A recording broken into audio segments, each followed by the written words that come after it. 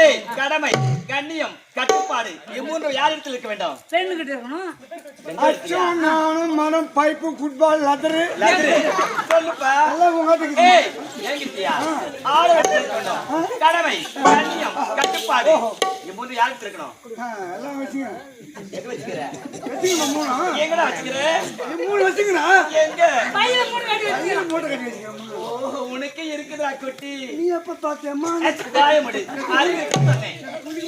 ஆமா எங்களை இருக்கா கூப்பிட்டு என்னடா சொல்ற?